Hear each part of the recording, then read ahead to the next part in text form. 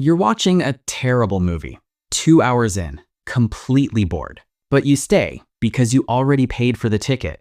Here's the truth. You're not being loyal. You're being held hostage. Hostage to what you already invested. And you're not alone in this. We all do this. In careers, in relationships, and business decisions, we throw good time after bad time, hoping things will turn around. But here's the question. If the past can't be changed, why does it control you? Let's investigate the 3 clues your brain leaves every single time you can't quit. There's a pattern here, and it has a name. The sunk cost fallacy. It's when you continue something just because of what you already invested in it, even when future costs clearly outweigh any future benefits you'll get from it. Your brain treats quitting as wasting the investment, so continuing feels like protecting it. But here's what most people don't realize.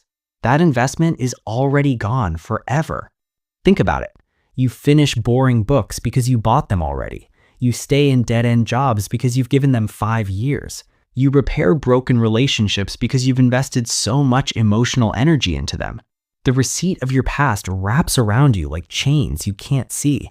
But if the money's gone, why does it feel like you're still protecting something? Here's where it gets interesting. There's a hidden engine powering this trap.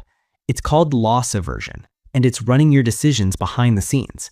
Loss aversion means losses feel way more painful than equal gains feel good. Losing $50 hurts more than finding $50 makes you feel happy. So quitting doesn't feel neutral to your brain. It feels like accepting a loss. A loss of money, a loss of time, a loss of your identity. Even when quitting is clearly the rational move forward, your brain resists it hard. You think just one more month and this might finally turn around completely. Just one more year and my effort won't have been wasted after all. The scale is rigged. Future freedom on one side, admitting loss on the other. And the loss side weighs heavier every single time, no matter the logic. This is why smart people stay stuck. It's not stupidity, it's psychology working. Let's put the pieces together now. Sunk costs create the trap you're in. Loss aversion powers the trap.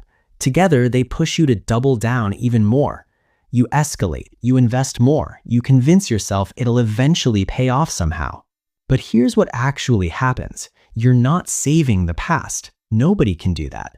The past is gone. The only thing real is your next hour, your next decision. So the real question isn't how do I save what I already invested?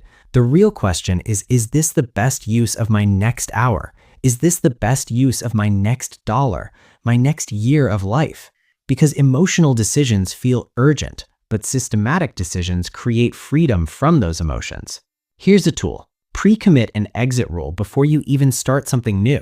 Set a time limit, set a budget cap, set a minimum progress metric. This protects future you from emotional decision-making when things get hard and unclear. You're switching from clutching the bag of past investments to holding a compass that only points towards your next step, not your last one. Here's a 10-second test you can use starting today to break free completely. Ask yourself, if I hadn't invested anything yet, would I start this today? If the answer is no, you have your answer. That's clarity speaking to you. What's the smallest graceful exit you can take this week from something draining you? Past cost is gone. Only future choice remains. That's the only thing you control.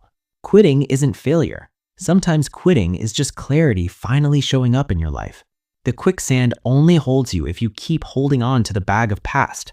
Drop it. Step onto solid ground. The compass will guide you from there forward. If this gave you clarity, subscribe to Thought Margin for weekly insights like this one.